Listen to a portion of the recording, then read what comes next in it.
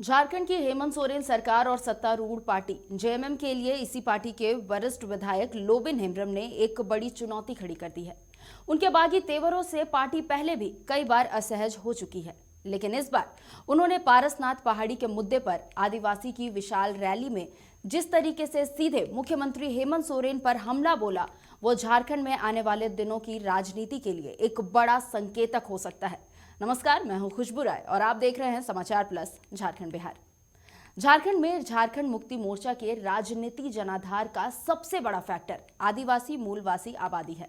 राज्य के संथाल परगना प्रमंडल में बहुसंख्यक आदिवासी आज भी झामुमो के अध्यक्ष शिबू सोरेन को देवता तो नहीं, लेकिन किसी देवता से कम नहीं मानते। भाजपा की लगातार कोशिशों के बावजूद झामुमो ने इस इलाके में अपने किले को पिछले कई दशकों से बनाए और बचाए रखा है, लेकिन अब व्यवहारिक तौर पर झामुमो की कमान शिबू सोरेन नहीं बल्कि उनके बेटे और पार्टी के कार्यकारी अध्यक्ष हेमंत सोरेन के पास है, जो राज्य के मुख्यमंत्री भी है। संथाल परगना के बोरियो क्षेत्र के झामुमो विधायक लोबिन हेम्ब्रम पिछले 1.5-2 साल से हेमंत सोरेन के कई फैसलों पर सवाल उठाते रहे हैं, चाहे वो 1932 खतियान का मामला हो, नियोजन नीति का मामला हो या फिर राज्य में चल रहे समेत शिखरजी विवाद का मामला। हालांकि झामुमो नेतृत्व या यूं कहे तो सीएम हेमंत सोरेन ने लोबिन हेम्ब्रम के तल्ख बयानों पर अब तक कभी खासा तवज्जो नहीं दिया है। संभवतः लोबिन की गतिविधियों पर उनकी इस चुप्पी के पीछे खासा राजनीतिक वजह रही होगी, लेकिन इस बार लोबिन हेम्ब्रम ने पारसनाथ पहाड़ी के मुद्दे को जिस तरह से आदिवासियों के धर्म, उनके हक और पहचान के सवाल से जोड़ दिया है, वह झामुमो के परंपरागत राजनीतिक समीकरण को सीधे तौर पर प्रभावित कर सकता है।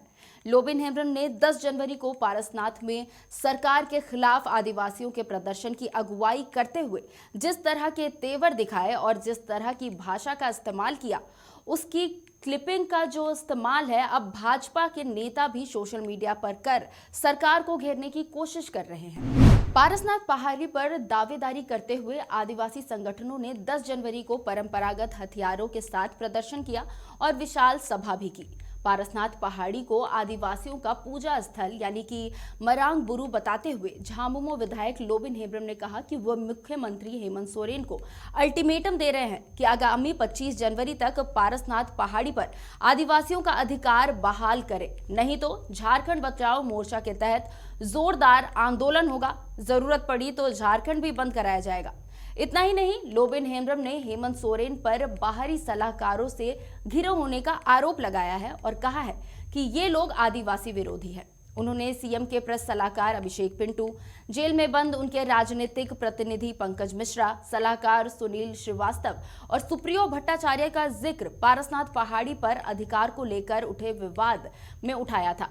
फिलहाल थमने का ये नाम नहीं ले रहा है और क्या कुछ होगा ये देखने वाली बात होगी। इन सब के बीच आपको ये बता दें कि पारसनाथ पहाड़ी को लेकर लोबिन हेम्ब्रम ने आगामी 30 जनवरी को आदिवासी महानायक बिरसा मुंडा की जन्मस्थली उलिहातू और 2 जनवरी को सिद्धो कान्हो के बलिदान स्थल बोगनाडी में उपवास और धरना का ऐलान कर दिया है। जाहिर है, इस मुद्दे पर आदिवासियों की भावनात्मक तौर पर गोलबंदी को वे राजनीतिक तौर पर मजबूत करने की कोशिश कर रहे हैं और अगर वो इस प्रयास में सफल हो जाते हैं तो वे हेमंत सोरेन की अगुवाई वाली सरकार के लिए बड़ा खतरा पैदा कर सकते हैं। लोबिन हेम्ब्रम आज की तारीख में भले ही झामुमो में हैं, लेकिन उन्होंने कुछ महीने पहले ही झारखंड बचाओ मोर्चा नामक एक संगठन बनाया था। इस संगठन को भले वह फिलहाल गैर राजनीतिक बताते हो, लेकिन झारखंड की राजनीति के जानकारों का मानना है कि आदिवासी गोलबंदी में उन्हें सफलता मिली तो वो इस संभावना से कतई इनकार नहीं किया जा सकता कि आगामी विधानसभा चुनाव में इस बैनर के तहत वो झामुमो से अलग रास्ता भी अख्तियार कर सकते हैं।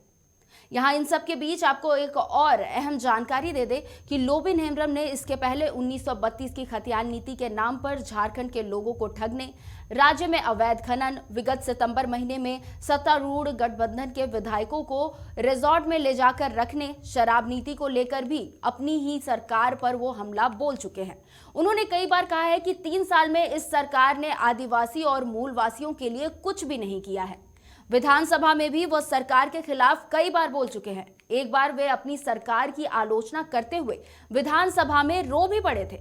लोबिन हेम्ब्रम संथाल परगना की बोरियो सीट से 5 बार विधायक चुने जा चुके हैं। एक बार झामुमो ने उनका टिकट काट दिया था तो वे निर्दलीय चुनाव जीत गए, अपने इलाके में उनका खासा जनाधार है। राजनीतिक जानकार बताते हैं कि झामुमो नेतृत्व उनके खिलाफ कार्रवाई से परहेज इसलिए कर रहा है कि इससे उन्हें अपनी शहादत भुनाने और आदिवासियों के एक समूह की सहानुभूति बटोरने का मौका मिल सकता है। ऐसे में पार्टी नहीं चाहती कि उनकी अगुवाई में कोई ऐसा मोर्चा बन जाए जिसकी वजह से आगामी चुनाव में आदिवासियों के वोटों के बंटवारे की गुंजाइश पैदा हो।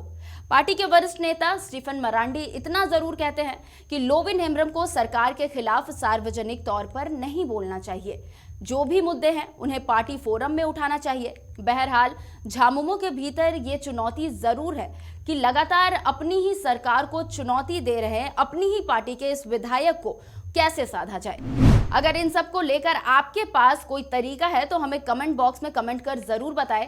बाकी की राजनीतिक गलियारों में चल रहे हलचल को जानने के लिए समाचार प्लस झारखंड बिहार के सभी सोशल मीडिया प्लेटफॉर्म्स को सब्सक्राइब करें। नमस्कार।